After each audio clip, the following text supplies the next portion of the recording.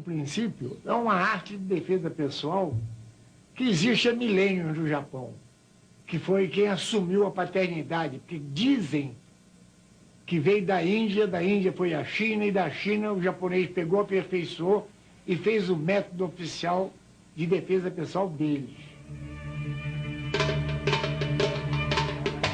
Os monges budistas, lá do norte da Índia, algumas milhas acima de Benares, onde o povo falava ainda o dialeto Pali ou Laurikosh, nasceu um homem chamado Siddhartha Gautama. Esse homem foi conhecido como Sakyamuni, o príncipe solitário, mas hoje em dia é conhecido como Buda, o iluminado. Ele tinha uma espécie de religião, uma seita religiosa, que usava o nome dele, era o budismo. E essa seita, os monges budistas tinham que percorrer as estradas para disseminar o budismo. E eram constantemente assaltados e mortos, e traziam um prejuízo muito grande para o budismo. Então eles criaram um sistema de luta que dava a eles condições de se defender dos ataques sem uso de arma, que era tentatória ou moral da religião deles. Os monges budistas foram os verdadeiros criadores do jiu-jitsu, que mais tarde, com a morte de Buda, assumiu o poder na Índia Siddhartha Privadasi, mais conhecido como Rei Asoka. E ele disseminou pelo mundo o jiu-jitsu, saindo para o Tibete, Birmânia, Sião, China e, por último, no Japão. O jiu-jitsu chegou ao Japão por volta do ano 200 a.C. Foi aperfeiçoado e ficou escondido de outros povos até o final do século passado. 100 anos atrás, os japoneses abriam seus portos e iniciavam um comércio com os ingleses. Estes ficaram maravilhados com essa nova visão de luta corpo a corpo. Uma luta dominadora chamada jiu-jitsu ou arte suave, em que homens fracos e leves venciam pesados e fortes. Mas os japoneses não ensinavam aos ocidentais as técnicas dessa luta. Era crime contra o Império, uma espécie de lei de segurança nacional.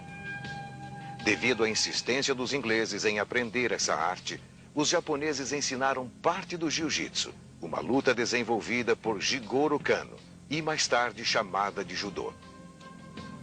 Por uma dessas coincidências históricas, o jiu-jitsu veio parar no Brasil e foi plantado por um japonês em solo fértil, numa família de imigrantes escoceses.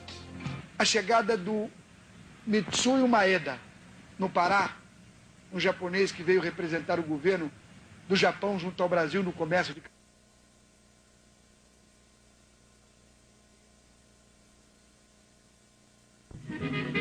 Gastão Gracie era carioca, descendente de escoceses. Gastão era patriarca da família.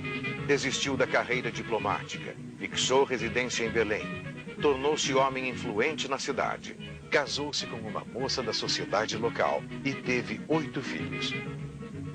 Carlos Gracie, Gastão Gracie, Oswaldo Gracie, Jorge Gracie, Ilka, Helena, Mary e uma das maiores figuras da nossa história, uma das maiores figuras dos nossos heróis, no meio de tantos heróis, o nosso querido professor Hélio Gracie.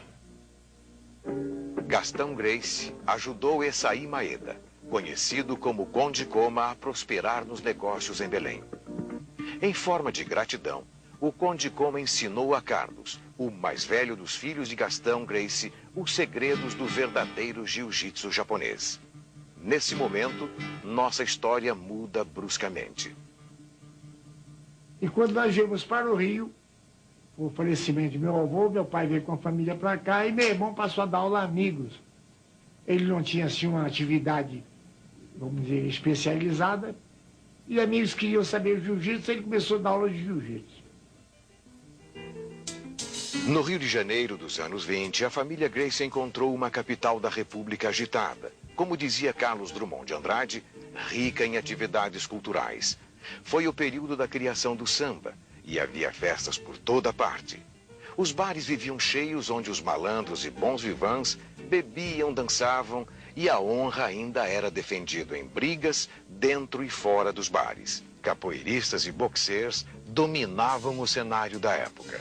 Mas, como sempre, existiam os valentões, os malcriados e os infratores de plantão. Com a família Gracie no Rio, puxados por Carlos Gracie, esse quadro começou a mudar. Depois de um ano e meio, eu só vendo ele dar aula de manhã até de noite, eu não tinha o que fazer, adquiri a prática de saber o que ele dizia e de responder as perguntas que lhe faziam. Fiquei um papagaio. Sabia as perguntas e as respostas. Um dia ele se atrasa, e com esse atraso o aluno que veio dar aula, que era uma pessoa importante do Banco do Brasil, e ele disse: doutor, o Carlos não está, o senhor quer que eu vá passando um programa no senhor? Ele, vamos brincar, porque era garoto, tinha 15 anos. E do que eu dei aula, eu, como sabia aquilo tudo de cor, falei o que meu irmão falava, perguntava, dizia, mostrava.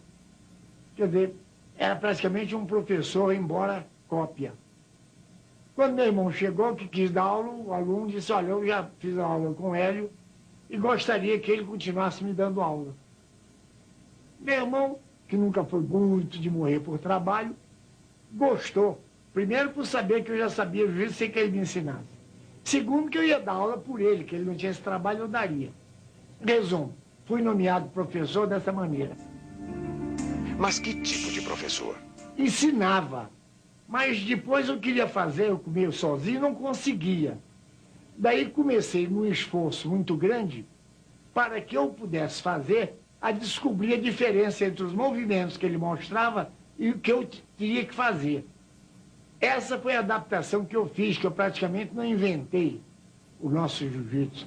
Eu apenas adaptei a minha pessoa, criando formas de alavanca, de acordo com o que nós possuímos, a dar aqueles movimentos que o japonês fazia à base da força e da habilidade.